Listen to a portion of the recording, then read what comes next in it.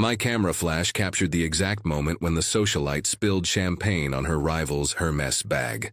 Perfect.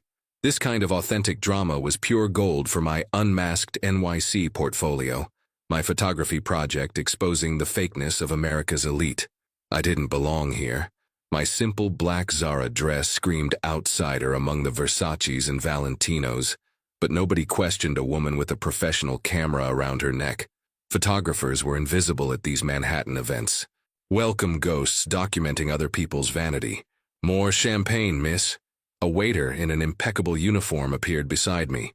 Not working the room, just working, I replied, then remembered I was using borrowed credentials. I'm on the clock. I adjusted my lens to capture the baccarat crystal chandelier reflecting off designer gowns when a commotion erupted near the main stage. Surprise, darling? An elegant woman in her 60s wearing Chanel head to toe with pearls that probably cost more than my apartment, grabbed a microphone while a spotlight illuminated the man beside her. Even from a distance, I could see he'd frozen completely. Tense posture, locked jaw, body language screaming danger. Cole, my beloved son, the woman continued with theatrical enthusiasm that would make any Mother of the Year cry with pride. I know you're married to your work, so I took the liberty of finding you the perfect wife. The entire grand ballroom went silent. 300 Manhattan elite collectively held their breath. I grabbed my camera on instinct. This was going to be epic for my portfolio. Vivian Ashford, darling, come join us. The mother waved toward a stunning blonde in a red Valentino gown, who approached with a calculated smile worthy of Miss America. That's when I saw his face clearly for the first time. Cole Westfield, CEO of Westfield Defense Systems. I'd read about him in Forbes. Self-made billionaire who'd multiplied his inherited company by 10. Workaholic known for destroying competitors without blinking and never smiling in public photos. The magazine called him Manhattan's Ice King, and now the Ice King looked ready to explode. Mother, his voice came out low, dangerous, with that wealthy Connecticut tone that means serious trouble. We need to talk. Privately. Now. Nonsense. Everything's arranged. The ceremony can happen tonight. Vivian and I have planned everything down to the last detail. You two are going to be so happy together. I clicked 3 photos in rapid sequence. Cole's expression was a masterclass in controlled fury, mixed with calculated panic. Vivian clutched his arm with perfectly manicured red nails, smiling at the smartphone cameras already appearing from all sides, as if she'd already won the jackpot marriage of the century. Then it happened. Cole saw me. I don't know why I was the person who caught his attention during that crisis moment. Maybe because I was the only one not looking at him with gossip in my eyes. Just working, capturing drama as a neutral observer. Maybe because I was strategically positioned near the closest exit. Maybe because the universe has an absurdly cruel sense of humor. But our eyes met across the crowded ballroom for exactly 2 seconds, and I watched the decision form on his face in real time. Oh no. He released Vivian's arm and started walking, straight toward me, with purpose, with determination, like a predator stalking prey. Wait, what? I started backing up but didn't get a chance to complete the thought. Cole Westfield pulled me to him and kissed me. It wasn't a gentle or romantic kiss. It was strategic, possessive, almost violent in its intensity. His hand gripped my neck firmly, the other pressed against my lower back, and for 3 complete seconds, my entire brain forgot how to function. I forgot where I was. I forgot my own name.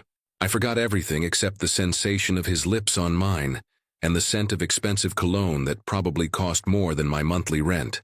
When he finally pulled back, his penetrating steel blue eyes met mine with an intensity that made my stomach flip. "I'm sorry," he whispered for only me to hear, voice rough, "but you just saved my life." Then he turned to the completely shocked and silent ballroom, keeping his arm firmly around my waist as if we'd done this 1,000 times before, and declared in a loud, clear voice that echoed through the entire space, "Mother, I'm sorry to disappoint your surprise ambush, but I'm already engaged. This is Blair Montgomery, my fiancé." The silence was absolutely deafening, and then it exploded into total chaos. His mother dropped the microphone, which hit the stage with loud, unpleasant feedback. Vivian turned tomato red with rage and humiliation. 300 smartphones appeared simultaneously from all sides, filming, photographing, already posting in real time. Camera flashes burst like 4th of July fireworks. And me?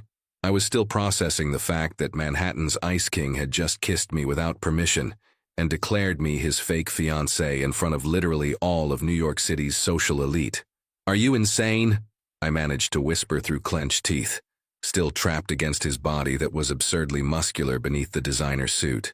"Completely," he responded with unsettling calm, smiling at the cameras while holding me even tighter against him.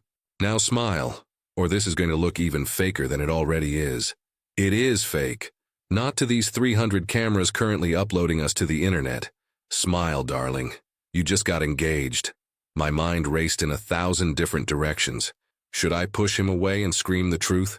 Make a scene? Run for the exit? But then I saw his mother's expression. Completely devastated, confused, hurt in a way that even through my anger I could recognize as genuine. I saw Vivian being consoled by friends, publicly humiliated in front of everyone who mattered in Manhattan. I saw dozens of people already with phones out recording every second, already making our fake engagement viral, and I made the stupidest mistake of my entire life. I smiled. A big, genuine smile that even I almost believed for a second. Cole relaxed slightly against me, approval evident in his eyes. "Good. Don't patronize me," I muttered through the fake smile still plastered on my face. "Noted. Now kiss my cheek and let's get out of here before someone asks questions we can't answer without lawyers present." "I'm not going to." He tilted his face to the side, and by reflex, or maybe temporary insanity, I kissed his cheek. Perfectly smooth, obviously expensive skincare routine, still with a trace of my lip gloss. I heard appreciative romantic sighs around us. Someone shouted, "So romantic." Another person started clapping. "Perfect performance, now walk." His voice in my ear was a command, not a request. Still holding me by the waist like we were an actual couple, Cole guided us through the completely stunned crowd. People tried to stop us at every step, ask questions, congratulate us, take selfies. He ignored absolutely everyone with professional mastery, smiling politely but continuing with laser-focused determination toward the exit. We made it to the plaza lobby with its marble floors and ornate decorations I would normally love to photograph, before I finally recovered the ability to form coherent thoughts. "Let go of me, now." I pulled away from him sharply as soon as we passed through the double doors. Cole simply adjusted his tie, suddenly and irritatingly calm, as if he hadn't just turned my entire life upside down. "Thank you for your cooperation back there." "Cooperation? You kissed me, you called me your fiancé in front of everyone, and you smiled and played the part perfectly." He checked his iPhone, which had already started exploding with notifications. "Impressive, considering you were completely blindsided. I'm going to sue you. You're going to accept my proposal." He finally gave me his complete attention, and it was genuinely unsettling how penetrating and focused those steel blue eyes were. I laughed. Loud, hysterically, like a person clearly having a breakdown. "Your proposal? You think I'm going to pretend to be your fake fiancé after that stunt you just pulled? It's not a stunt. It's a mutually beneficial business arrangement." He crossed his arms. "All business now. You need money. Freelance photographers always need money. How do you—" "I recognized your camera equipment, your off-the-rack dress, the fact that you're working solo at an event of this caliber." He gave a casual shrug. "I'll pay you $50,000 for 3 months of fake engagement. Occasional public appearances, some social media posts. Simple transaction." 50? I choked on air. "You think you can just buy me?" "I'm not buying you. I'm hiring an actress for a temporary role." He checked his watch. "Look, it's already on social media." He turned the iPhone screen toward me. "Cole Westfield secretly engaged. Manhattan's most eligible bachelor off the market. Who is Blair Montgomery? Mystery woman captures billionaire's heart." My photo, was on the homepage of page 6, TMZ, Daily Mail. The kiss was being shared by literally thousands of people in real time. "Oh no, oh no, no, no, no, no. Oh yes is the phrase you're looking for." Cole calmly pocketed the iPhone. "This is already public. Viral, actually. You have 2 options. Deny it and make me look either crazy or cheated on. causing a PR nightmare that will tank my company's stock and permanently stain your name with association to scandal. Or you cooperate for 3 months, make a substantial amount of money, and we both walk away clean when we announce an amicable breakup. He extended his hand. Professional. Business transaction. So, do we have a deal? I looked at that hand. Perfectly manicured. Obviously expensive hand cream. Offering a literal fortune for a temporary lie. Every instinct I had screamed to refuse. To slap him. To expose the entire farce immediately. But $50,000 would pay my overdue rent for 6 months. My new camera equipment I desperately needed. My creative freedom for an entire year. And it was just pretending. For 3 months. A few photos. A few events. What could possibly go wrong? 100,000. I heard my own voice say, surprising even myself. And 4 months. Something passed across his face. Respect, amusement, impossible to tell. 75, 3.5 months. 90, 4 months or no deal. 80, 3 months and 3 weeks. Final offer. I bit my lip. It was more money than I made in 2 years of freelance work. Contract in writing, lawyers present, everything legal and binding. Obviously. And you never, ever kiss me without warning again. His lips curved into something that almost resembled a smile. Small. Dangerous. Unless it's for the cameras, of course. Unless it's for the cameras. I agreed reluctantly. I shook his hand, firmly, sealing my fate. Pleasure doing business with you, fiancé, Cole said, still holding my hand. Pleasure is a strong word, I replied. I literally don't even know who you are beyond arrogant billionaire number 47. 47? Lost count after 30. You guys are all the same. This time he definitely smiled. Small. Predatory. Trust me, Blair Montgomery. You're about to discover very quickly that I'm nothing like anyone else. 3 hours later, I was sitting in a law office in Midtown Manhattan, in a leather chair that probably cost more than my entire apartment, signing a 20-page contract that basically sold my private life for the next 3 months and 3 weeks.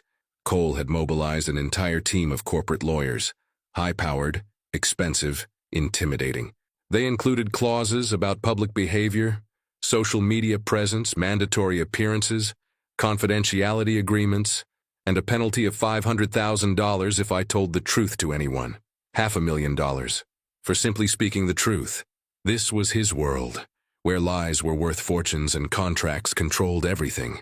One last clause, the head lawyer announced, adjusting expensive glasses. Given the circumstances of today's news breaking and the immediate public pressure, we're including a last-minute addition. What addition? I asked, already suspicious. Cole adjusted himself in the chair beside me, expression completely neutral. Dangerous sign. The wedding needs to happen tomorrow, he said simply, casually, like he was discussing the weather. What? My mother already booked everything. Canceling now would raise too many red flags. He spoke like he was explaining basic math. It'll be a small ceremony. Immediate family only. We quietly annul in 4 months. Simple. You are insane! I agreed to fake engagement, not fake marriage. The payment increases to $150,000. I closed my mouth. $150,000. That amount was life-changing. You can't just throw money at... I can, actually. Cole stared at me directly with those penetrating steel blue eyes. It's what I do best. Solve problems with resources. You're a problem that needs an immediate solution. The marriage gives us credibility that engagement alone won't provide under this much scrutiny. But it's marriage. Legal. Paperwork. Government documents. Annullable. My lawyers already have the documentation prepared. He slid another thick contract across the polished table. Everything legal. Everything temporary. Everything extremely profitable for you. I looked at the paper. At him. At the lawyers who'd clearly seen this type of situation 1,000 times with rich clients. This was insanity. Fake marriage? With a man I met literally 3 hours ago? Who kissed me without permission and turned my entire life upside down. 200,000. I heard my voice say, surprising even myself for the second time that night. The lawyers exchanged nervous glances. Cole, however, didn't blink. 175. Final. Take it or leave it. It was almost double what I made in 3 years of freelance work. It was freedom. It was security. It was complete madness. I need the night to think about. You have 30 seconds. Cole checked his watch. Press is already hunting you down. Your family will start calling soon if they haven't already. Every minute that passes makes this lie harder to maintain or undo. So decide now, Blair. $175,000 for 4 months of maintaining a facade, or walk away and deal with the PR nightmare that will follow you forever. He was right, and I hated it. I was already on the homepage of 3 major gossip websites. My Instagram had gained 5,000 followers in the last 2 hours. My mom had called 7 times. My dad, 3. There was no way back. Only forward. Straight into this insanity. I picked up the expensive pen the lawyer offered. My hand trembled slightly. If you make me look stupid, I'll expose everything, I warned, meeting his eyes. I don't care about the penalty. I will destroy your reputation. Noted. He extended his hand for the 3rd time that night. Do we have a deal, future Mrs. Westfield? I looked at that hand, at those cold, calculating steel blue eyes, at the man who had turned my life completely upside down with one impulsive kiss, and I shook his hand, sealing my fate. We have a deal. Future husband. Something passed across his face, too quick to identify. Then that professional mask returned. Excellent. Wedding is tomorrow at 3 p.m. I'll send a car for you at noon. Wear something appropriate. Appropriate for a fake wedding or a real wedding? For a wedding that needs to appear completely real. He stood up, adjusting his impeccable suit. Welcome to the Westfield family, Blair. You're going to hate every second of it. I already do, I muttered. He laughed. Brief. Genuine. Unsettling. Perfect. Then we're starting off on the right foot. And he walked out of the law office, leaving me alone with signed contracts, silent lawyers, and the growing certainty that I'd just committed the biggest mistake of my entire life. I woke up to my phone vibrating like it was having a seizure. 43 missed calls. 117 text messages. My Instagram had exploded to 20,000 followers overnight. Twitter was a dumpster fire of speculation about Manhattan's mystery bride. And in exactly 3 hours, I was supposed to marry a man whose last name I'd only learned yesterday. This is fine, I told my reflection in the bathroom mirror. This is totally, completely, absolutely fine. My reflection disagreed. Dark circles under my eyes, hair resembling a bird's nest. The expression of someone who'd made catastrophically bad life decisions. My phone buzzed again. Mom. For the 9th time this morning. I finally answered. Hi, Mom. Blair Catherine Montgomery. Her voice could shatter glass. You're getting married? Today? And I had to find out from Facebook? It's complicated. Complicated? Complicated? You've been engaged for 5 minutes. I don't even know this man. Your father is having a coronary. Your sister thinks you've lost your mind. And honestly, sweetie, so do I. Mom, I can explain. You're going to explain at your wedding that I wasn't invited to? Guilt crashed over me like a wave. I hadn't thought about my family, about how this would hurt them, about how incredibly selfish this entire arrangement was. It's a small ceremony, I said weakly. Just immediate family. His mother insisted on keeping it private after everything. Private. There are photos of you kissing him all over the internet. That's not private, Blair, that's viral. A knock on my apartment door interrupted the conversation. Loud. Insistent. Authoritarian. Mom, I have to go. Someone's here. Blair Catherine. I hung up. Terrible daughter move, but I was operating in survival mode. Through the peephole, I saw a woman in her 50s, perfectly styled in a Chanel suit, holding garment bags and looking like she could organize a military invasion. I opened the door cautiously. Yes? Miss Montgomery, I'm Patricia Hartwell, Mr. Westfield's personal assistant. She pushed past me into my modest apartment like she owned it. I'm here to ensure you're prepared for the ceremony. We have 3 hours, and judging by your current state, we'll need every minute. Excuse me? She surveyed my studio apartment with the critical eye of someone used to penthouses. Hair and makeup team will arrive in 20 minutes. Your dress is being steamed in the car. We'll need to discuss appropriate behavior, family dynamics, and the photography restrictions. Photography restrictions. No phones during the ceremony. Professional photographer only. All images must be approved before any social media posting. She pulled out an iPad, all business. Now, let's discuss the Westfield family. Cole's mother, Catherine, is formidable. His father passed away 5 years ago. He has one sister, Madison, who lives in Los Angeles and will not be attending due to a film shoot. My head spun. Wait, There's also the matter of your living arrangements post-ceremony. Patricia didn't pause. You'll be moving into Mr. Westfield's penthouse today. Movers will pack your belongings this afternoon. What? It's in the contract you signed. Cohabitation for the duration of the arrangement, necessary for maintaining the illusion. She finally looked up from the iPad. You did read the contract, didn't you? I had. Sort of. The parts about money, anyway. The rest had been legal jargon at 11 p.m. after the most insane day of my life. This is happening too fast, I managed. Mr. Westfield doesn't do slow, Miss Montgomery. He does efficient. Patricia's expression softened slightly. Look, I've worked for Cole for 8 years. He's demanding, intense, and absolutely ruthless in business. But he honors his contracts. You'll be compensated extremely well for your performance. Performance, right? Because that's all this was. A transaction. 2 hours later, private estate, Greenwich, Connecticut. The car Cole sent wasn't just a car. It was a Mercedes S-Class with a driver who'd clearly signed NDAs and didn't speak the entire 90-minute drive to Connecticut. Patricia had transformed me. The dress was Vera Wang. Simple, elegant, ivory silk that probably cost more than my rent. My hair was styled in loose waves. Makeup was natural but flawless. I looked like I belonged in Cole's world. I looked like a complete fraud. The estate was massive. Georgian architecture, manicured grounds. The kind of old money that didn't need to show off because everyone already knew. Cole's mother, Catherine Westfield, waited at the entrance. She looked exactly like the woman from the plaza, elegant, wealthy, and currently radiating disappointment that could freeze hell. So you're real. Her first words to me. Not hello, not welcome, just assessment. I'm real, I confirmed, though I felt anything but. My son has made many impulsive decisions in his life. This is by far the most reckless. Her eyes raked over me, cataloging every flaw. You're not what I envisioned for him. To be fair, neither did I. A flicker of something crossed her face. Amusement? Respect?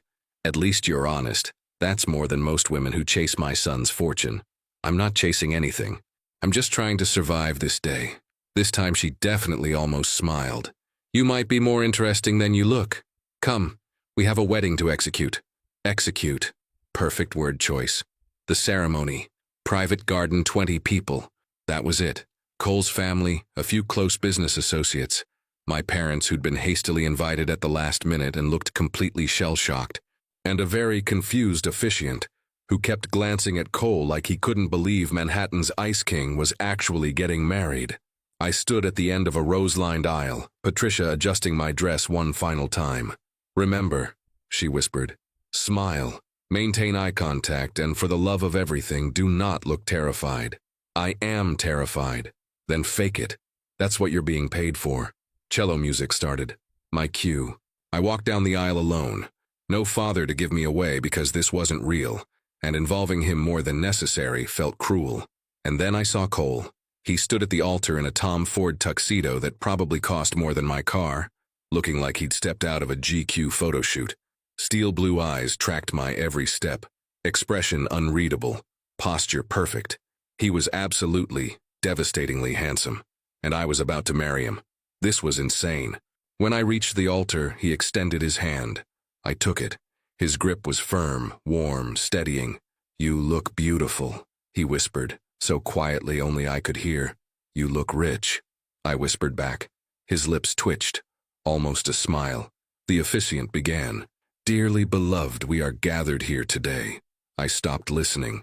My brain couldn't process that this was happening. Fake wedding, real ceremony, legal documents, actual marriage.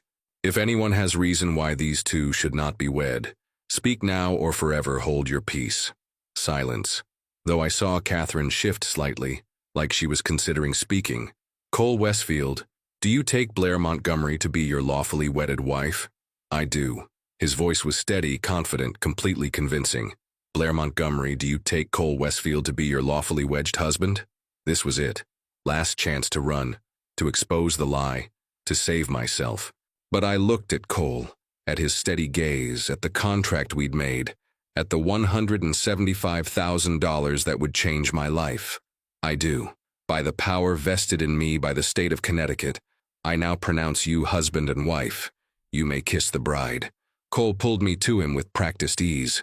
The kiss was soft, brief, appropriate for the audience. But there was something in it. A spark, a promise, a warning. When he pulled back, his eyes held mine. "Welcome to the performance, Mrs. Westfield." Applause erupted around us, cameras flashed. My mother was crying. His mother looked like she was planning my murder. And I was married. Actually, legally, binding married. To a man I'd known for less than 24 hours. The reception, 2 hours later. The reception was held in the estate's grand ballroom. 50 more guests had been added. Business associates, family friends, people whose names I'd never remember. Cole and I sat at the head table playing the part of newlyweds. His hand rested on my knee under the table. For appearances. Everything was for appearances. "Smile more," he murmured. "You look like you're being held hostage." I am being held hostage. By a contract and your absurd amounts of money. Our money now, we're married. He lifted his champagne glass. "To us, darling wife." I clinked my glass against his. "To the most expensive mistake of my life, darling husband. Only $175,000. I'd say you undersold yourself. I can still expose this entire charade. And lose $500,000 in penalties? You're bold, Blair, but you're not stupid." He leaned closer, lips brushing my ear. "So smile, wave, play the blushing bride. And remember, we're madly in love." His mother approached our table, another elegant woman beside her. "Cole, darling, this is Margaret Chen from the Times. She'd love a quote about your whirlwind romance." I tensed. Press. Actual press. Cole didn't miss a beat. "Blair and I have known each other longer than people realize. We kept it private because my work requires discretion. But when you know, you know. I wasn't going to let her get away." He delivered it perfectly, convincingly, almost making me believe it. Margaret beamed. "And Blair, how did he propose?" Everyone looked at me. Cole's hand tightened on my knee. A warning or encouragement, I couldn't tell. I channeled every acting class I'd never taken. It wasn't elaborate. We were in my apartment and he just asked, said he couldn't imagine his life without me. It was perfect because it was honest. Cole's eyes flickered with something. Surprise? Approval? Margaret practically melted. "That's so romantic, so different from his usual public persona." "He's different when we're alone," I said, maintaining the smile. "Everyone sees the businessman. I see the man." After Margaret left, Cole's hand slid from my knee. Impressive performance. I'm a quick learner, apparently. He stood, offering his hand. "Dance with me." "It's expected." The band started playing something slow and romantic. Cole led me to the dance floor, pulling me into proper waltz position, his hand on my waist, mine on his shoulder, moving in perfect sync. "You can dance," I observed. Connecticut boarding school. Cotillion was mandatory. He guided me effortlessly through the steps. "You're not terrible yourself." Seattle public school, YouTube tutorials and determination. He actually smiled. Real. Brief. "You're full of surprises, Blair Montgomery." "It's Blair Westfield now, legally." Something darkened in his expression. "Don't remind me." "Having regrets already?" "About the arrangement? No. About not vetting you more thoroughly? Possibly." His eyes searched mine. "Who are you really? Besides a photographer willing to fake marry a stranger for money. Who are you really? Besides a billionaire willing to buy a wife to avoid his mother's matchmaking." Touché. We danced in silence for a moment. He was a good lead, confident, steady, and despite everything, despite this being fake, despite the contract and the lies and the absurdity, it felt nice, being held, moving together, pretending for just a moment that this was real. "We need to establish ground rules," Cole said, breaking the moment. "For living together." Reality crashed back. "Right, rules. My penthouse has 4 bedrooms. You'll have your own space, your own bathroom, complete privacy." "Okay. Public appearances will be scheduled in advance. Patricia will coordinate. You'll be expected to attend business functions as needed." "How often?" 2, maybe 3 times a month, nothing excessive. And social media? Controlled. Every post goes through Patricia first. We need consistency in the narrative. This was so clinical, so businesslike, like we were negotiating a merger, not a marriage. What about your mother? I asked. She hates me. She doesn't know you well enough to hate you. She's just protective. He spun me smoothly. Give her time. Play the part well. She'll come around. And if she doesn't, then we endure for 4 months and go our separate ways as planned. 4 months. It sounded simultaneously forever, and not nearly long enough. The song ended.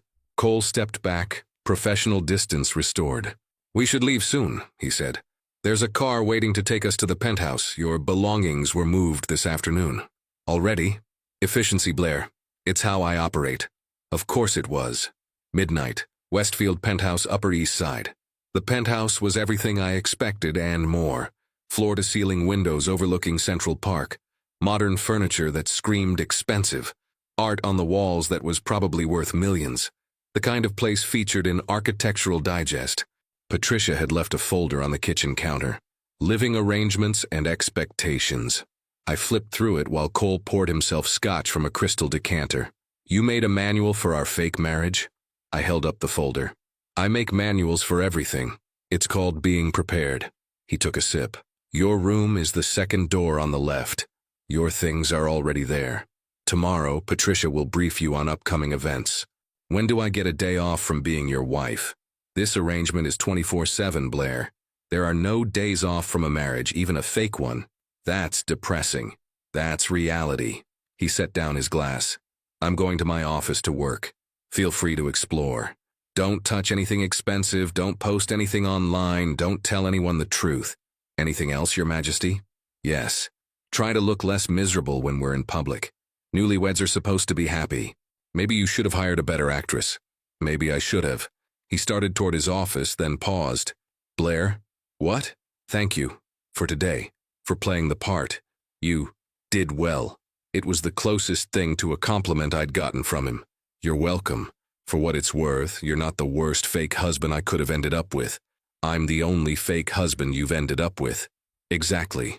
Low bar. This time he definitely smiled before disappearing into his office. I stood alone in the massive penthouse. My new home for the next 4 months. Married to a stranger. Playing a role. Living a lie. I pulled out my phone and opened Instagram. Hundreds of new notifications. Photos from the wedding already circulating. People commenting on how perfect we looked together. How romantic our story was. How lucky I was. If only they knew the truth. I typed out a caption for one of the professional wedding photos. Today, I married my best friend. Still can't believe this is real. Every word was a lie, but I posted it anyway. Because that was my job now. Professional liar. Contracted wife. Mrs. Blair Westfield. At least for the next 119 days. 1 week later, Westfield Penthouse, 6:47. I woke up to the smell of coffee. Not just any coffee. The expensive kind that Cole apparently had imported from some obscure region of Colombia. The kind that cost more per pound than my monthly grocery budget used to. I padded out of my bedroom in pajama shorts and an oversized t-shirt, following the scent to the kitchen, and stopped dead in my tracks. Cole stood at the espresso machine wearing gray sweatpants and nothing else. Just sweatpants. No shirt. Revealing a body that clearly spent significant time at whatever expensive gym billionaires used. Defined shoulders. Sculpted abs. The kind of physique that belonged on magazine covers. I'd been living here a week and had never seen him in anything less than business casual. He turned, caught me staring, and raised an eyebrow. Morning. Morning. I managed, forcing my eyes up to his face. You're here. I live here. I mean, you're usually gone before I wake up. Conference call got canceled. I have an hour before the next one. He poured coffee into a mug. Want some? Please. He handed me the mug and our fingers brushed. Brief contact. Meaningless. Except it wasn't meaningless, because electricity shot up my arm, and judging by how quickly he pulled back, he felt it too.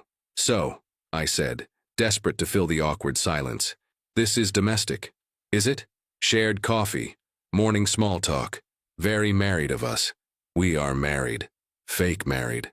The legal documents don't say fake. He leaned against the counter, studying me. You're not a morning person. What gave it away?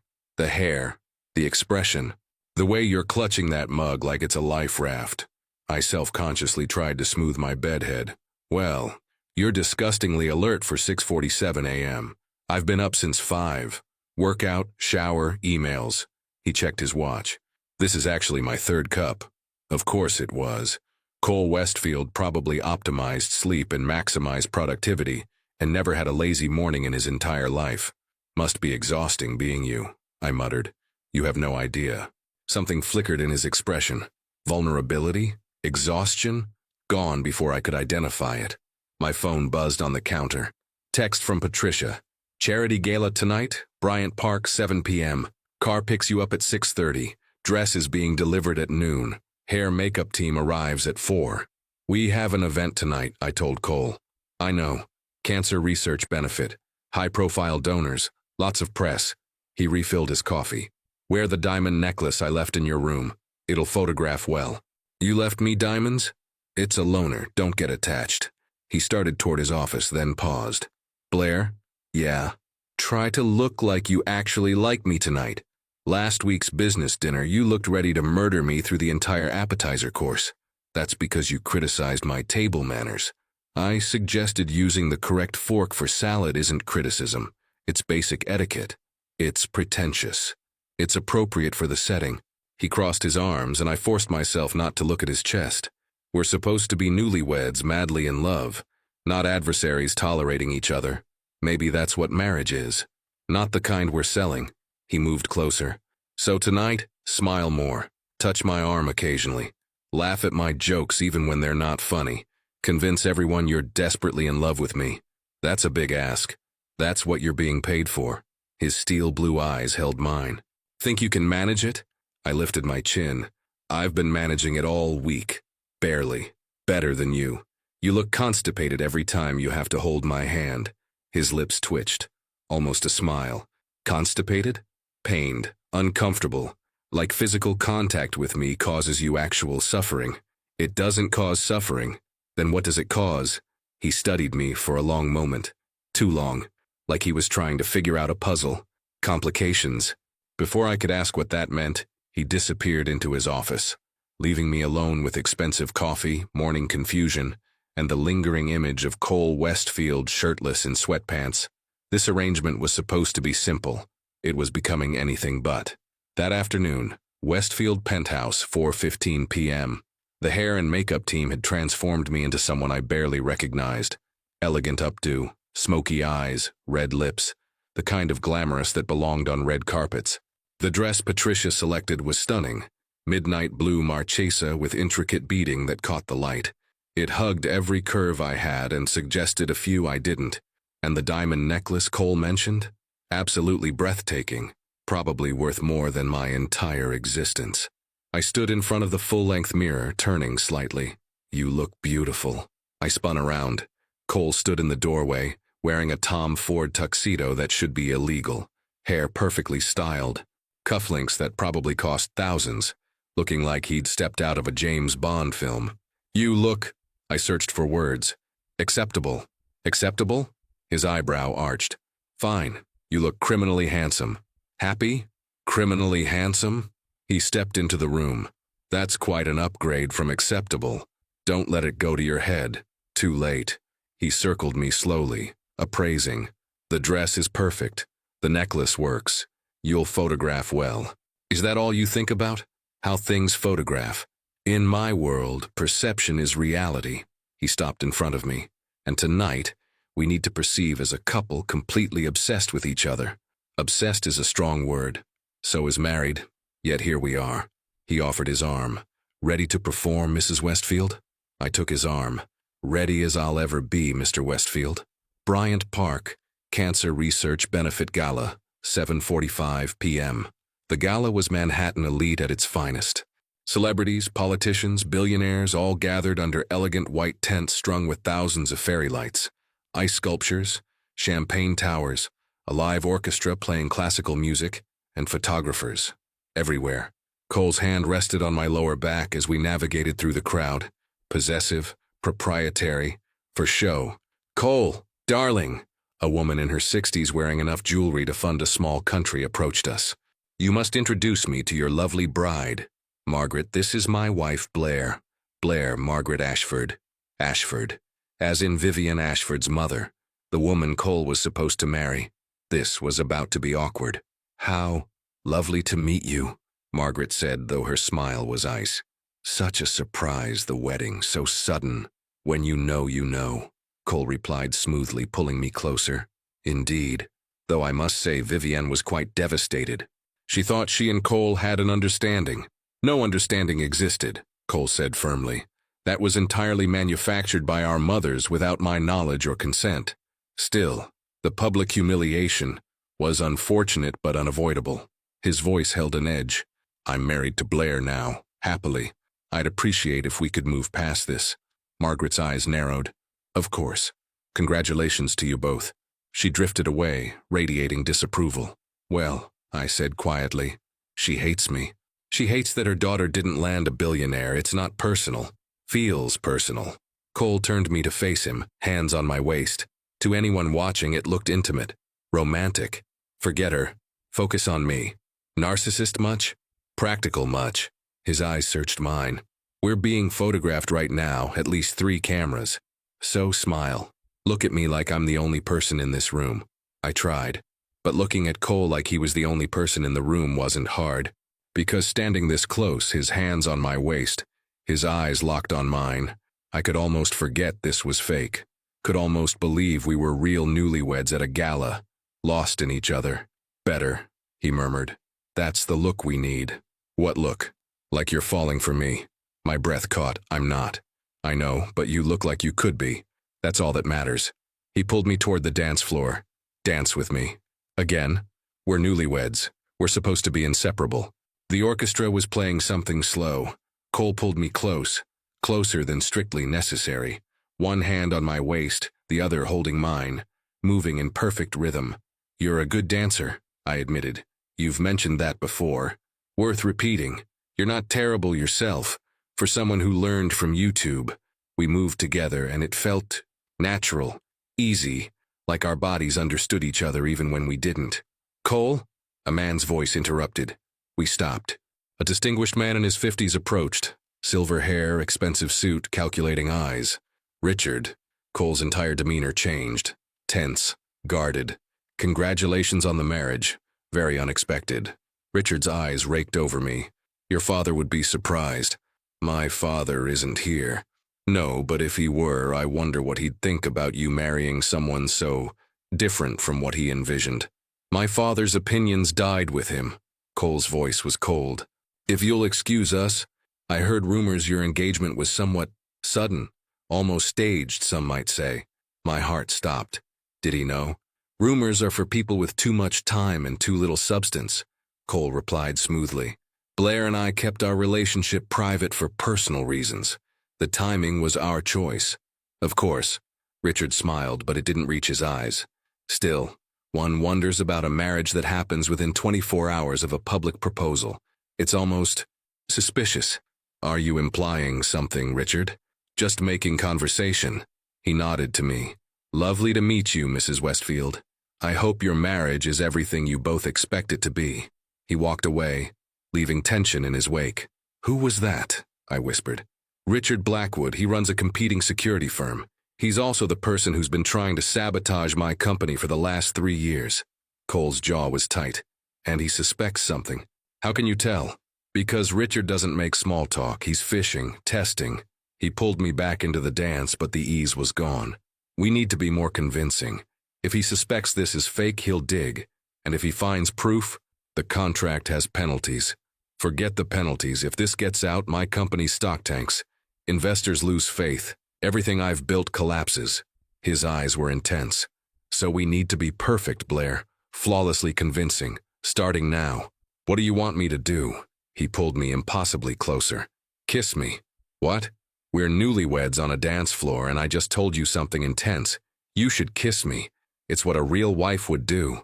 My heart hammered. "Cole, for the cameras. For Richard who's watching from the bar. For everyone who might suspect." His hand cupped my face. Please. The please got me. I stretched up and kissed him. It was supposed to be brief, for show, quick and meaningless. But the moment our lips met, something shifted. Cole's hand tightened on my waist. His other hand slid into my hair, careful of the styling but possessive. The kiss deepened, intensified, became something far beyond performance. My hands found his chest. His heart raced beneath my palms as fast as mine. When we finally broke apart, we were both breathing hard. That was, he started. For show. I finished quickly. Just for show. Right. For show. But his eyes said something different. The rest of the gala passed in a blur. We smiled, we mingled, we played the perfect couple, and every time Cole touched my arm, my waist, my hand, I remembered that kiss.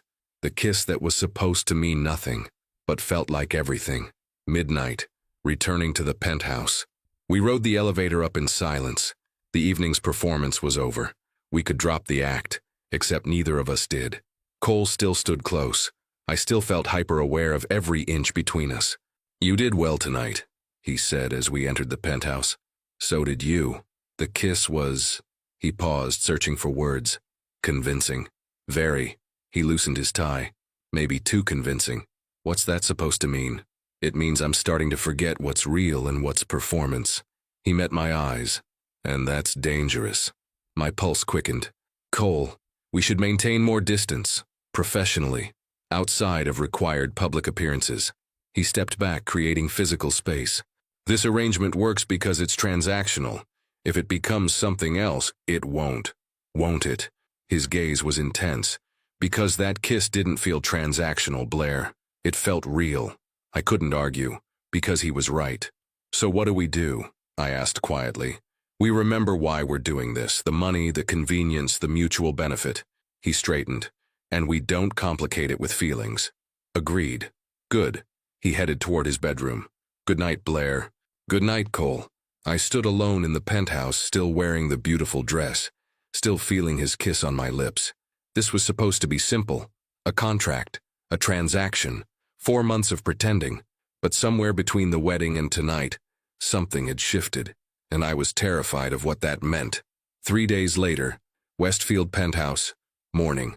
I'd been avoiding Cole, working from my room, taking calls in the study, leaving before he woke up and returning after he went to bed. It was cowardly, but necessary, because every time I saw him, I remembered that kiss. I was making coffee when he appeared, fully dressed this time, thank goodness. Business suit, briefcase, ready for the office.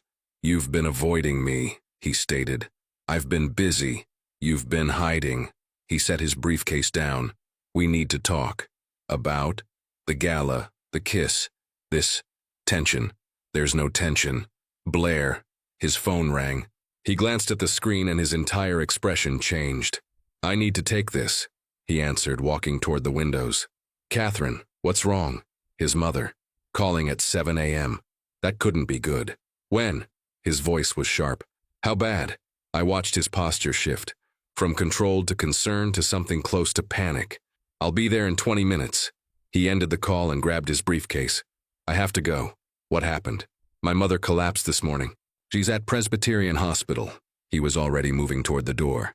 Is she okay? I don't know. They're running tests. He paused at the door, looking back at me. You should probably come. Why? Because you're my wife. Real or not, that's what wives do. His eyes held mine. Please. It wasn't a command, it was a request. Maybe even a plea. Give me 5 minutes to change. Relief flickered across his face. Thank you. Presbyterian Hospital. 1 hour later. Catherine Westfield looked small in the hospital bed. Pale. Vulnerable. Nothing like the formidable woman who judged me at the wedding. Cole sat beside her, holding her hand. His expression was carefully neutral, but I could see the fear underneath. Stop fussing, Catherine told him weakly. I'm fine. You collapsed. That's not fine. I got dizzy. It happens. Not to you. He looked at the doctor. What are we looking at? The doctor, a woman in her 40s with kind eyes, consulted her chart. Preliminary tests show severely elevated blood pressure and signs of exhaustion. Has she been under unusual stress lately? Cole's jaw tightened. You could say that. Catherine sighed. Cole, you've been planning weddings. dealing with family drama, and apparently not sleeping or eating properly. He looked at her seriously. This is my fault. Don't be ridiculous. I am being ridiculous. I caused this stress with my impulsive decision. He glanced at me, then back to his mother. I'm sorry. I don't want your apologies. I want you to be happy. Catherine's eyes found mine. Both of you. I moved closer to the bed. Mrs. Westfield. Catherine, we're family now. She studied me. You came. Of course. Most women would have stayed away. Let Cole handle family drama alone. Something softened in her expression. But you're here. Where else would I be? Cole's eyes met mine across the bed. Something passed between us, understanding, gratitude, something deeper. I may have been wrong about you, Catherine said quietly. When you look at my son, it's not the way someone looks at a business arrangement. My heart stopped. Could she tell? Mother, Cole started. Let me finish. Catherine squeezed his hand. I wanted you married for the wrong reasons. Business alliances, social climbing. But watching you two, maybe you found something real, even if it started unconventionally. The irony was devastating. She thought we were real, and the guilt of lying to this woman who was sick because of our lie crashed over me.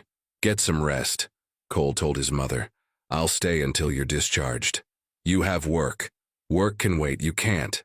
After Catherine fell asleep, Cole and I sat in the waiting room, silent, processing. Thank you, he finally said, for coming. You asked me to.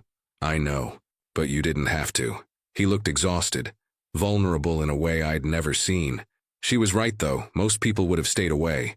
I'm not most people. No, you're not. His eyes held mine. You're becoming something I didn't expect. What's that? Important. The word hung between us. Heavy, dangerous. Cole, I know it's complicated. It shouldn't matter. This is temporary. He ran his hands through his hair. But somewhere between the contract and the performances and the pretending, I started forgetting we were acting. My breath caught. So did I. That's a problem. A big one. We sat in silence, the truth settling around us. This wasn't fake anymore, at least not for us. But we were locked in a contract, a lie, an arrangement that had to end in 4 months. And feelings, real, growing, terrifying feelings, were about to complicate everything. 2 weeks later, Westfield Penthouse, 10:47 p.m. Catherine had recovered fully and was back to her usual formidable self. Life had returned to our carefully scheduled routine of public appearances, separate bedrooms, and maintaining professional distance. Except distance was becoming impossible. I was editing photos in the living room when Cole came home from whatever late meeting kept him at the office until nearly 11. He looked exhausted. Tie loosened, jacket slung over his shoulder, hair slightly mussed from running his hands through it. You're still up, he observed. Deadline for a client. Gallery opening next month. I gestured to my laptop. Urban landscapes. My actual job that I've been neglecting while playing fake wife. He crossed to the bar, poured scotch. Want one? I don't drink scotch. Tonight you might want to. He poured a second glass anyway, brought it to me. Richard Blackwood is investigating us. My stomach dropped. What? He hired a private investigator. Someone's been asking questions about our relationship, timeline, how we met, why everything happened so fast. Cole sat beside me on the couch, closer than he'd allowed himself in weeks. My head of security found out this afternoon. Can he prove anything? Not yet, but if he digs deep enough, finds the right people. Cole took a long drink. The waiter who saw me kiss you for the first time. Your friend whose credentials you borrowed. Someone from the plaza who remembers you weren't actually hired for the event. So what do? We get ahead of it. Create a more detailed backstory.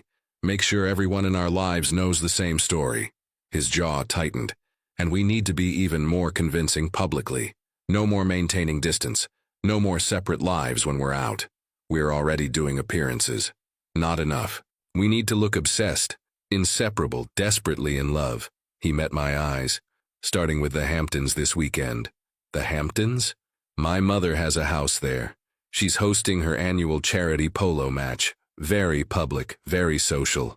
All the people Richard would ask are attending. He hesitated. We'd need to stay the weekend, together, in the same room. My heart raced. The same room? The guest house only has 1 bedroom. If we request separate rooms, it raises questions. His expression was carefully neutral. We can handle one weekend, right? I thought about the last 2 weeks. How hard it had been to maintain distance. How every accidental touch sent electricity through me. How I found excuses to be in whatever room he occupied. One weekend, in the same room, pretending to be desperately in love. Right, I agreed, not feeling right about it at all. Friday evening, the Hamptons, Westfield Estate. Catherine's house was a 12-bedroom mansion on 3 acres of oceanfront property. The kind of casual wealth that called a mansion a cottage.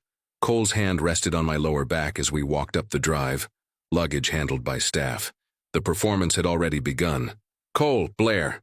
Catherine appeared on the veranda, looking healthy and radiant. "You're finally here. Come, everyone's on the terrace."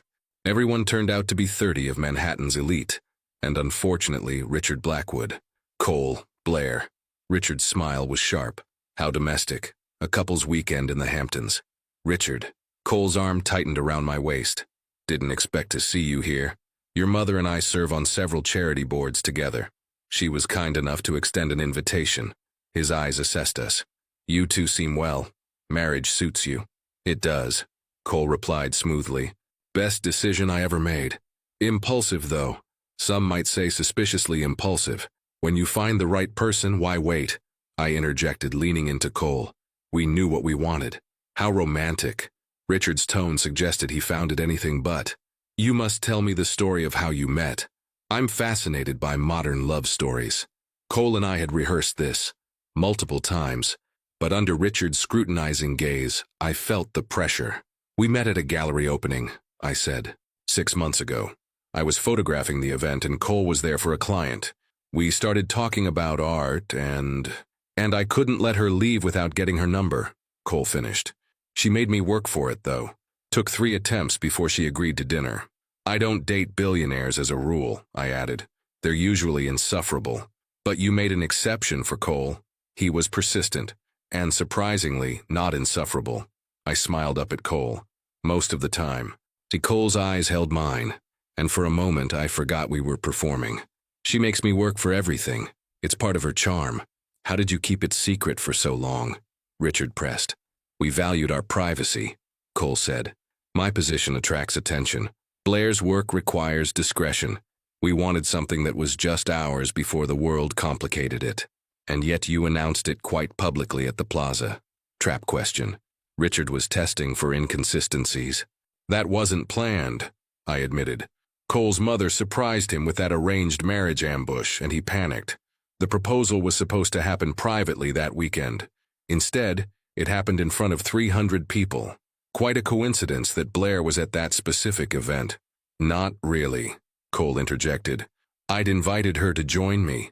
She was covering it for her portfolio. When my mother pulled her stunt, Blair was the obvious solution to an impossible situation. It was close enough to the truth to be believable." Richard studied us for a long moment. "Well, what a story." He raised his glass. "To impulsive romance. May it last." The implication was clear. He didn't believe a word. Later that night, guest house. The guest house was stunning. Vaulted ceilings, ocean views, fireplace, king-sized bed that suddenly seemed very small despite being enormous. 1 bed, 1 room, 2 people pretending not to be attracted to each other. "I'll take the couch," Cole said immediately. "Don't be ridiculous, you're 6'3", you won't fit." "I'll manage." "Cole, it's a huge bed. We can share it like adults." I tried to sound casual. "We're married. Legally. People share beds." "Blair, unless you're worried you can't control yourself around me." I raised an eyebrow, challenging. His jaw tightened. "That's not the issue." "Then what is?" He turned to face me fully. "The issue is that every time I'm near you lately, I forget this is fake. The issue is that sharing a bed with you feels dangerous. The issue is that I'm already breaking the rules we established, and sleeping next to you will shatter them completely." The confession hung between us. "What rules are you breaking?" I asked quietly. "The one about keeping distance, about not complicating this with feelings." He stepped closer. "The one about remembering this is temporary." My heart hammered. "Cole, I think about you constantly, Blair. When I'm at work, when I'm supposed to be focused on calls or contracts. I find myself wondering what you're doing, if you've eaten, if you're happy. He ran his hand through his hair, frustrated. This was supposed to be simple, a transaction, but you've become… what? Everything I wasn't looking for and can't seem to stop wanting. The air between us felt electric, dangerous. We can't, I whispered, even as every part of me wanted to close the distance between us. I know. The contract… forget the contract. He moved closer, close enough that I could feel his warmth. Tell me you don't feel this. Tell me it's just me and I'll sleep on that couch and never mention it again. I couldn't. Because it wasn't just him. I can't tell you that, I admitted. Because I'd be lying. Something ignited in his eyes. Blair. But we still can't. I forced myself to step back. In 4 months this ends. We both walk away. If we cross this line, it becomes real. And when something real ends, it hurts, he finished. Exactly. We stood on opposite sides of the room, wanting each other, knowing it was impossible. We should sleep, Cole said finally. Long day tomorrow, polo match. More performing. Right, performing. I changed in the bathroom, emerging in pajamas that suddenly felt too revealing even though they covered everything. Cole had changed into athletic shorts and a t-shirt, and even that felt too intimate. We climbed into opposite sides of the bed. The mattress dipped under our combined weight. I could feel his warmth from 18 inches away. Good night, Blair. Good night, Cole. I lay there, hyper-aware of every breath he took, every shift, every moment. This was torture, and we had 2 more nights of it. Saturday, polo match, 2:34 p.m. The charity polo match was pure Hampton spectacle. White tents, champagne, women in sundresses and oversized hats, men in linen suits discussing market trends and vacation homes. Cole and I sat in the family section, his arm around my shoulders. The perfect couple. You look tense, he murmured, lips close to my ear. I didn't sleep well. Neither did I. His thumb traced circles on my shoulder. For show. Everything was for show. But we need to look relaxed, happy. I'm trying. Try harder. Richard is 2 rows behind us with binoculars. I forced myself to relax into Cole's side. He smelled like expensive cologne and something distinctly him. It should be illegal how good he smelled. Better, he approved. The match started. I knew nothing about polo, but Cole explained quietly, his breath warm against my ear. From the outside, we looked like newlyweds sharing intimate conversation. From the inside, I was combusting. During halftime, guests walked onto the field for the traditional stomping of the divots, replacing chunks of turf torn up by horses. Cole led me onto the field, hand clasped in mine. We were surrounded by people, but it felt like we were alone. You're doing great, he said. I feel like I'm drowning. In what? You. This, everything. His hand tightened on mine. I know the feeling. A photographer approached. Mr. and Mrs. Westfield, can I get a photo for the society page? We posed. Cole pulled me close, his hand on my waist. I leaned into him, smiling. The photographer snapped several shots. 1 kiss for the camera, the photographer requested. Newlyweds in love? Cole looked at me, asking permission silently. I nodded. He kissed me, soft, sweet, brief. But when he pulled back, his eyes held mine, and I saw everything he felt, everything he was trying not to feel. Perfect, the photographer gushed. You 2 are adorable. If only she knew the truth. Saturday night, guest house, 11:52 p.m. We'd survived another day of performing, another evening of being the perfect couple, another round of Richard's probing questions. Now we were back in the guest house, back to the bed, back to the impossible tension. I showered first, trying to clear my head. When I emerged, Cole was standing by the window looking out at the ocean, drink in hand. Can't sleep again? I asked. Something like that. He didn't turn around. Blair, we need to talk about what happens after. After what? After the 4 months, after the annulment. He finally faced me. I keep trying to imagine going back to my life before you, and I can't. My breath caught. Cole, I know what the contract says. I know what we agreed to, but somewhere between the fake wedding and the real feelings, I started hoping. Hoping what? That maybe when this ends, it doesn't have to end. He set down his drink and crossed to me. That maybe we could try this for real. No contract, no transaction, just us. My heart soared and shattered simultaneously. Cole, we can't. Why not? Because this started as a lie. How do we build something real on that foundation? By being honest now. By admitting what this has become. He cupped my face. I'm falling for you, Blair. Real. Not for show, not for cameras. Just you. Tears pricked my eyes. I'm falling for you too. But that's exactly why this is dangerous. What if we try and it doesn't work? What if the real version of us doesn't match the performance? What if it's better? What if it's worse? We stood there, inches apart, everything unsaid, finally spoken. I don't have answers, Cole admitted. All I know is that I don't want to let you go in 4 months. I don't want to go back to my life before you existed in it. And I'm willing to risk everything to see if this could be real. Everything? Everything.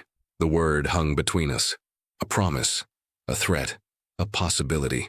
We still have 2 months left on the contract, I whispered. I know. We should wait. See if this is real or just proximity and pretending.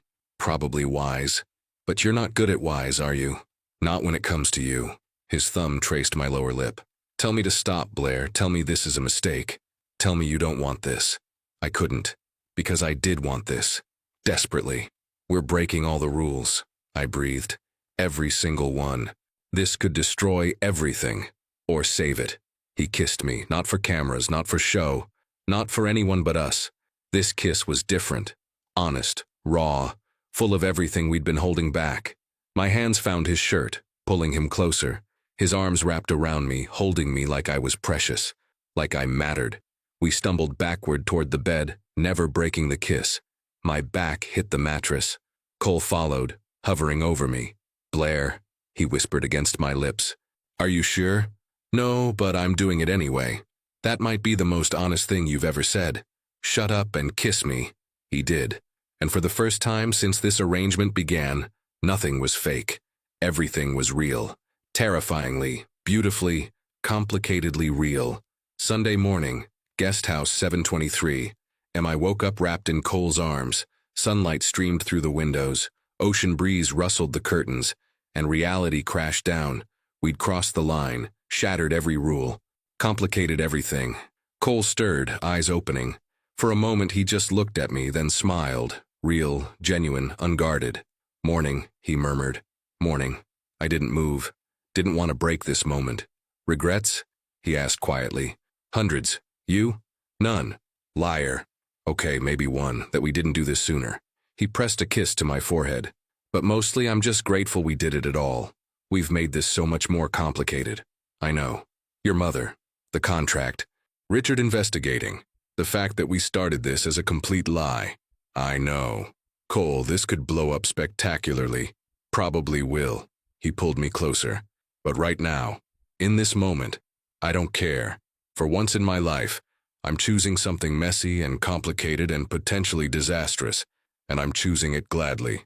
Because it's you, and you're worth every complication. I kissed him. Soft, sweet, real. Whatever happened next, whatever complications arose, we'd face them. Together, for real this time. Sunday afternoon, returning to Manhattan. The drive back was quiet. Cole held my hand the entire way. No performance, just connection. My phone buzzed. Text from an unknown number. I opened it. My blood ran cold. It was a photo of Cole and me from 6 months ago, except we'd only known each other for 3 weeks. The image was clearly doctored, but expertly done. Below it, interesting how 2 people who met 6 months ago have 0 digital footprint together until 3 weeks ago.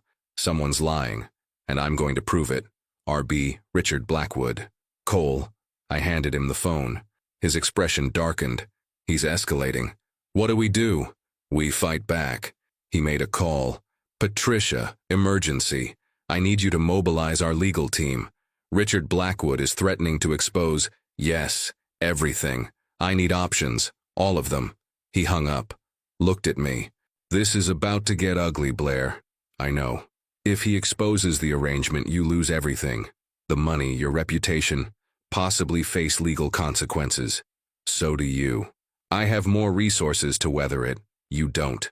His jaw tightened. I won't let him destroy you because of my mistake. Our mistake. We made this choice together. Then we'll face the consequences together. He lifted my hand to his lips. But I meant what I said last night. I'm not losing you. Not to Richard. Not to scandal. Not to anything. Dramatic much? Only when it matters. And you, Blair Westfield, matter more than anything. My phone buzzed again. Another text. TikTok. Tell the truth or I will. You have 48 hours. RB. 48 hours. 2 days to decide. Confess the lie ourselves or let Richard expose us. Either way, the game was over, and the consequences were about to become very, very real. Monday morning, Westfield penthouse, 6:15 a.m., 24 hours left. I stared at the ceiling, Cole's arm draped across my waist.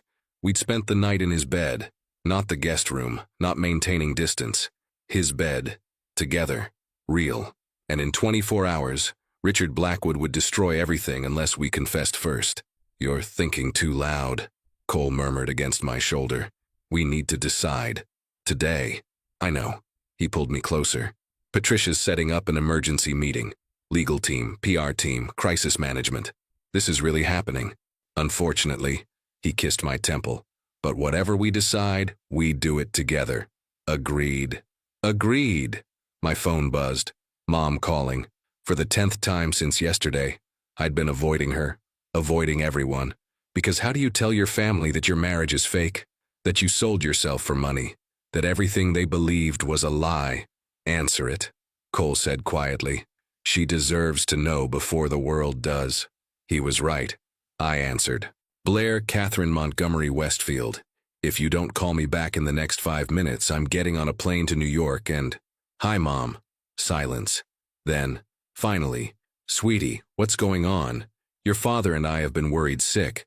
There are rumors circulating. Someone posted something online about your marriage being questioned. My heart sank. It was starting. The exposure. The scandal. Mom, I need to tell you something, and you're not going to like it. Cole sat up, supporting my back with his presence. The marriage, it started as an arrangement. A business deal. Cole needed to avoid his mother's matchmaking, and I needed money. We signed a contract. It was supposed to be temporary. The silence on the other end was deafening. Mom, you sold yourself? Her voice cracked. Blair, how could you? I know it was stupid, desperate, wrong. Tears stung my eyes. But Mom, it changed. Somewhere along the way, it became real. The feelings became real. I love him. Cole's hand found mine, squeezing. You love him, Mom repeated flatly. The man you married for money. How convenient. It's not convenient. It's complicated and messy and about to blow up in our faces. But it's real, Mom. I swear it's real now. Does he love you? I looked at Cole. He hadn't said it. Neither had I. We'd admitted falling, admitted wanting. But love? I don't know, I whispered. Then you need to figure that out. Before whatever explosion is coming destroys you both. Mom's voice softened. Blair, I'm disappointed. Hurt that you lied to us. But I'm your mother. I love you no matter what. Even when you make catastrophically stupid decisions. Thanks, Mom. Call me after you fix this mess. And Blair, if he doesn't love you back, come home. We'll figure it out. She hung up. I sat there, phone in hand, everything crashing down. She's right, Cole said quietly. We need to figure out what this is. Really? What do you mean? He stood, pacing to the windows. When we go public with the truth, either voluntarily or by exposure, everyone will ask if we're staying together, if the marriage continues, if we're real, or just damage control. And I need to know the answer before I face those questions. He turned to face me. Blair, what do you want? When this is over, when the scandal settles, when we're not bound by contracts or threats, what do you want? The question I'd been avoiding. I want you, I admitted. Real, not fake, not for show, just us. Even if it means scandal, even if people think you're a gold digger who fell for the mark, even if your reputation is shredded, even then, something in his expression cracked open. Relief, joy, fear. I love you, he said. Simply, directly. I didn't plan to, didn't want to, but I love you, Blair. Real, messy, complicated. All of it. My breath caught. Cole, you don't have to say it back. I know this is fast. I know we started wrong. But I need you to know before everything explodes. I love you. And whatever happens next, that's real. I crossed to him, cupping his face. I love you too. Desperately. Terrifyingly, completely. He kissed me deep, passionate, like he was memorizing the moment, because in 24 hours everything might end. Monday afternoon, Sullivan Security Headquarters, 2:47 p.m. The conference room was filled with lawyers, PR specialists, and very serious people discussing very serious consequences. Patricia pulled up Richard's evidence on the screen. He has the timeline discrepancy. Photos showing you two had no social media interaction before 3 weeks ago. Statements from Plaza staff that Blair wasn't on the official photographer list. The waiter who witnessed the first kiss. How bad is it? Cole asked. Bad. Not ironclad, but enough to create reasonable doubt. Media will run with it, stock will be affected. Legal challenges could arise regarding the validity of the marriage. Penalties? I asked. If the marriage is deemed fraudulent, you could face charges for immigration fraud. We're both American citizens, Cole interrupted. Tax fraud, then. Marriage status affects filing. If it's proven you married solely for financial benefit with no intention of actual union, the lawyer grimaced. Fines. Possibly criminal charges depending on how aggressive the DA wants to be. My stomach churned. Best case scenario? Cole pressed. We get ahead of it. You two publicly admit the marriage started as an arrangement but became real. You're staying together. It's a romantic redemption story instead of a scandal. Patricia pulled up a mock press release. We control the narrative. Worst case, Richard exposes you. Media frenzy. Your company's credibility tanks. Blair becomes the villain who trapped a billionaire. Legal consequences. Public humiliation. Patricia didn't sugarcoat it. It would be ugly. Cole's jaw tightened. And if we confess first, you take the power away from Richard. You own the story. Yes, there will be criticism. Yes, some consequences, but you're the ones telling the truth, not defending against accusations. What's the timeline? I asked. Richard's deadline is tomorrow morning. If we're going to move first, we need to do it tonight. Press conference, full disclosure, prepared statement. Patricia looked between us. But it only works if you're completely united. If you're actually staying together. Any crack in that foundation and the whole thing collapses. Cole reached for my hand under the table. We're united. Are you? Patricia's eyes were sharp. Because this isn't a contract anymore. This is your real lives. Your real futures. Can you honestly say you're committed to making this marriage work? For real. I looked at Cole. He looked at me. Yes, we said simultaneously. Then we moved tonight. Patricia started typing. Press conference at 7 p.m. I'll contact major outlets. You'll need to prepare statements. Be ready for hard questions. They'll want details. How much detail? I asked. Everything. How you met at the plaza, the contract, the money. Why you did it. When it changed. Why you're staying together. She looked sympathetic. It's going to be invasive and uncomfortable, but it's the only way. Cole squeezed my hand. We can do this. I wasn't sure if he was telling me or himself. Monday evening, 6:47 p.m., 13 minutes before press conference. I stood in the bathroom of Cole's office staring at my reflection. Hair and makeup professionally done. Navy dress that said trustworthy. Heels I could barely walk in. In 13 minutes I would walk out and confess to the world that I'd married a billionaire for money. The bathroom door opened. Cole entered, looking devastating in a charcoal suit. You're not supposed to be in here, I said weakly. It's my private bathroom. I'll go where I want. He stood behind me, meeting my eyes in the mirror. You okay? Terrified. Me too. You're never terrified. I'm terrified of losing you. His hands rested on my shoulders. That's scarier than any press conference. What if people hate us? Some will. Probably most will at first. He turned me to face him. But we'll face it together. And eventually they'll see what I see. That this started wrong but became right. That you're the best thing that ever happened to me, even if I had to pay you to marry me initially. I laughed despite everything. That's still not romantic when you phrase it that way. I'm working on it. He cupped my face. Blair, I meant what I said this morning. I love you, real, forever. Whatever happens out there doesn't change that. I love you too. I kissed him softly. Let's go face the firing squad. Press conference, 7:03 p.m. 50 journalists packed the conference room. Cameras everywhere.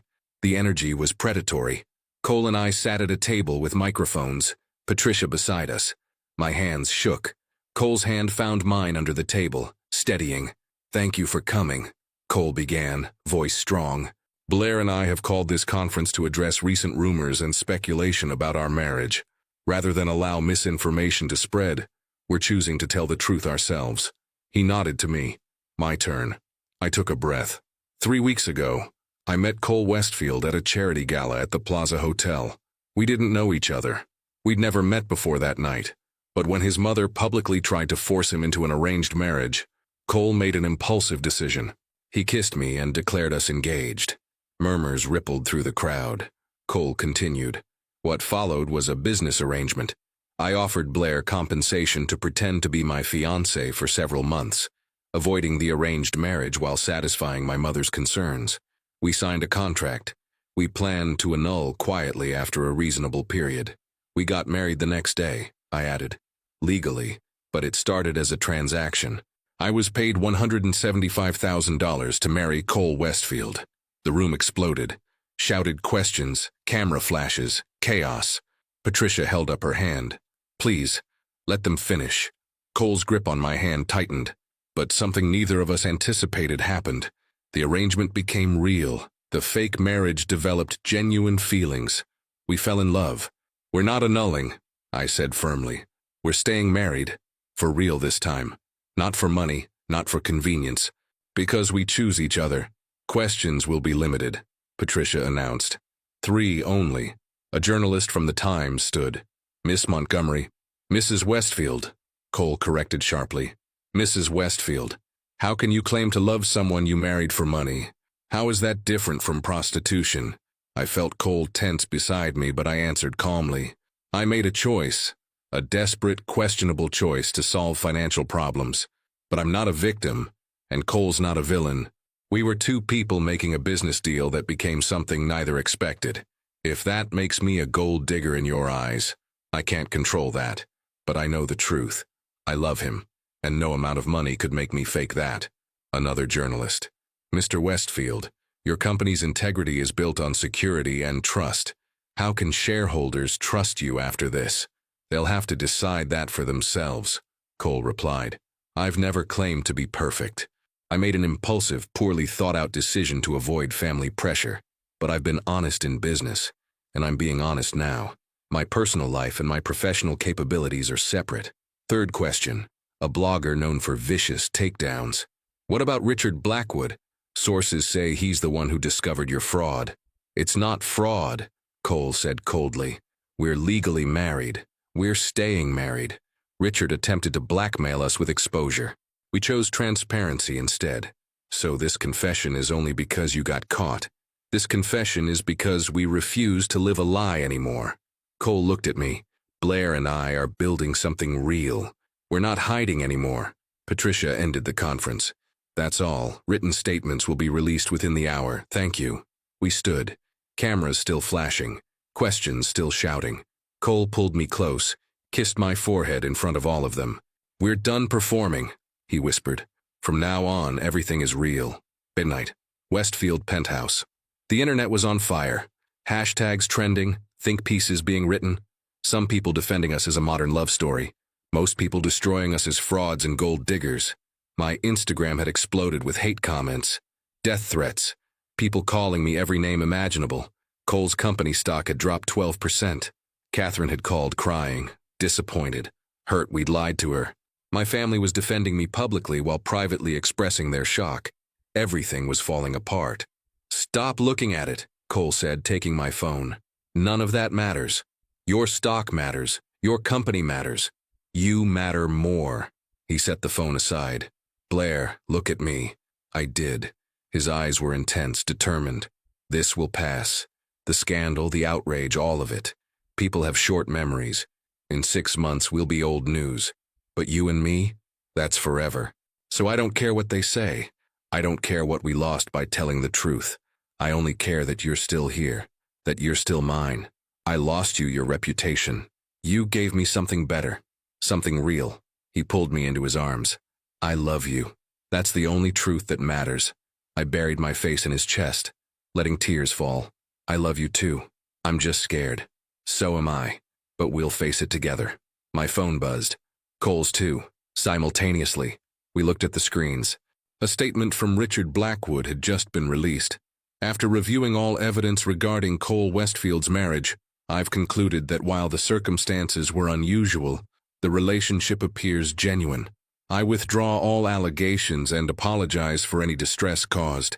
Sometimes love doesn't follow conventional paths. I wish them well. I stared. What just happened? Cole was already calling someone. Patricia. Richard's statement. What? Are you serious? He listened, expression shifting to disbelief.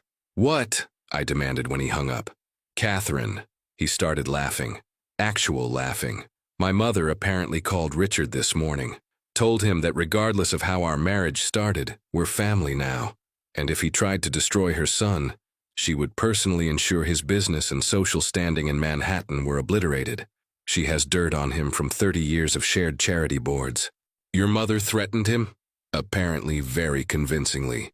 He decided dropping the entire thing was preferable to warfare with Catherine Westfield. He shook his head, still amazed. She told Patricia she knew our marriage was complicated, but she could see we loved each other, and that's all that mattered to her. Tears spilled over. She defended us. She defended you. Said anyone willing to stand by me through scandal was clearly genuine. He pulled me close. We have my terrifying mother's approval. That's worth more than any press conference. I laughed through tears. Your family is insane. Our family now. You married into this chaos.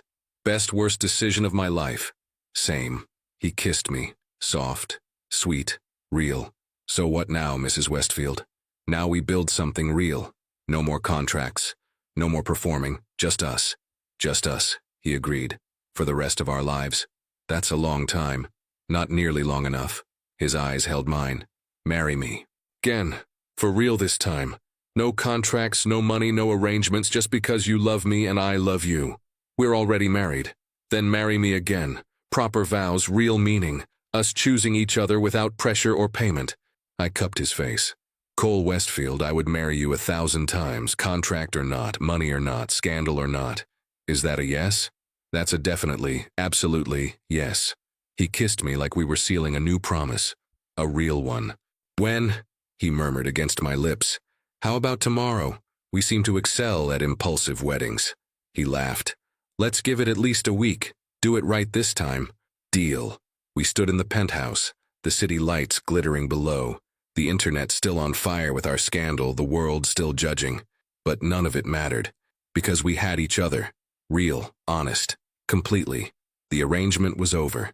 The real love story was just beginning. 1 week later, private ceremony, Westfield Estate, Connecticut, 20 people. Just family and closest friends. No press, no performance, no cameras except the ones we wanted. I wore a simple white dress. Cole wore a navy suit. Catherine cried happy tears. My parents held hands, finally accepting that this crazy love story was real. Do you, Cole Westfield, take Blair to be your wife? To love and honor in joy and sorrow for as long as you both shall live? I do. Again. Forever. Real this time? Do you, Blair Westfield, take Cole to be your husband? To love and honor in joy and sorrow for as long as you both shall live? I do. Again. Forever. Absolutely real. Then by the power vested in me, I now pronounce you husband and wife. Again, for real this time. Everyone laughed. You may kiss your bride. Again. Cole pulled me close. Hi, wife. Hi, husband. Ready for forever? With you? Absolutely. He kissed me. Real. Honest. Ours. The fake marriage was over. The real marriage was just beginning, and it was perfect. 6 months later, Westfield penthouse, Saturday morning. I woke up to the smell of coffee and the sound of Cole singing off-key in the kitchen. Singing. Cole Westfield, the Ice King of Manhattan. I grabbed my camera from the nightstand and padded quietly to the kitchen doorway, capturing the moment. Cole in sweatpants and a t-shirt, making pancakes, completely unaware he was being photographed. The shutter clicked. He turned, caught me, and grinned. Invasion of privacy, Mrs. Westfield. Documenting my husband's hidden talents, Mr. Westfield. I lowered the camera. You can't sing. I'm aware. But you love me anyway. Unfortunately true. He crossed to me, kissed me thoroughly. Good morning. Good morning. I inhaled. Are those blueberry pancakes? Your favorite. It's a special day. Is it? 6 months since our real wedding. I figured we should celebrate. My heart melted. Cole Westfield, ruthless billionaire, remembered our 6-month anniversary and made me pancakes. You're disgustingly romantic, I murmured against his lips. Only for you. Later that morning, Central Park. We walked through Central Park hand in hand, completely anonymous in baseball caps and sunglasses. The scandal had died down after 3 months, replaced by fresher gossip. Occasionally someone recognized us, but mostly we were just another couple enjoying Saturday morning. I have something for you, Cole said, pulling me toward a bench overlooking the lake. You already made me pancakes. That's enough. It's not a thing. It's a question. He turned serious. Blair, I know we're already married, twice, but I never properly asked you to be my partner. My real partner, in everything. Cole, we're already... Let me finish. He pulled out a document. I want to make you co-owner of Westfield Security. Equal partner. Not just my wife, but my business partner. Building something together? I stared at the papers. Cole, that's your company, your father's legacy. And I want it to be ours. Our legacy. Our future. His eyes held mine. You've already changed my life. Let's change the business world together. What do you say? Tears pricked my eyes. You're serious. Completely. You have vision, creativity, perspective I lack. Together we could build something revolutionary. He smiled. Plus, you'd look hot in board meetings. I laughed through tears. That's the worst business pitch ever. But is it working? Yes, you ridiculous man, yes. He kissed me, sealing another promise. That evening, charity gala, the Plaza Hotel full circle, back to where it all started. We stood in the same ballroom where Cole had kissed me 6 months ago, where our chaotic, complicated, beautiful story began. Weird being back here? Cole asked, arm around my waist. Surreal. I looked around. That's where your mother ambushed you. That's where we had our first kiss. That's where I thought you were completely insane. You weren't wrong. Still aren't. Catherine approached, radiant in champagne Chanel. My favorite couple. You two look happy. We are, I confirmed. Thank you for everything, for defending us when you had every right to disown us. Family defends family, even when they make spectacularly stupid decisions. She smiled warmly. Besides, I've never seen Cole this happy. That's worth any scandal. Cole kissed his mother's cheek. Love you, Mom. Love you both. She drifted away to greet other guests. Your mom is terrifying and wonderful, I observed. She likes you better than me now. It's concerning. She has good taste. A familiar voice interrupted. Cole, Blair. We turned. Richard Blackwood stood there looking uncomfortable. Richard, Cole said coolly. I wanted to apologize. Properly. What I tried to do was inexcusable. He met our eyes. You two clearly love each other. I was wrong to interfere. Cole's arm tightened around me. Thank you, that means something. Richard nodded and left. That was unexpected, I murmured. People can surprise you. Cole pulled me toward the dance floor. Dance with me? Again. Always. We moved together, the same ballroom, the same music, everything different. Blair? Yeah? I'm glad I kissed you that night. Worst and best decision simultaneously. Same. You complicated my entire life. You saved mine. He pulled me closer. I love you, real, forever, no contract required. I love you too. Even though you can't sing and you're controlling and you organize your closet by color. Those are all excellent qualities. They're neurotic qualities. Agree to disagree, wife. We danced, surrounded by the Manhattan elite, the same people who judged our scandal, most of whom had forgotten or forgiven. And for the first time since this crazy journey began, I felt completely at peace. Midnight. Westfield penthouse rooftop. Cole had set up a surprise. Blankets, champagne, fairy lights strung across the rooftop garden. The city glittered below us, endless possibilities stretching in every direction. When did you do this? I asked, amazed. While you were getting ready, Patricia helped. He poured champagne. To us. To 6 months of real marriage, to forever. We clinked glasses. Cole Westfield, you're a secret romantic. Only for you. Don't tell anyone. Reputation to maintain. Your secret's safe with me. I curled into his side. So, co-owners, business partners, actually married, what's next? Whatever we want. That's the beauty of building something real. He kissed my temple. Maybe kids someday. Or just spoiling my mother's future grandchildren with dogs. Travel more. Expand the business. Grow old together arguing about closet organization. That sounds perfect. Yeah? Yeah. I looked up at him. Thank you. For that insane kiss 6 months ago. For the contract, for falling for me, for choosing me. Thank you for saying yes.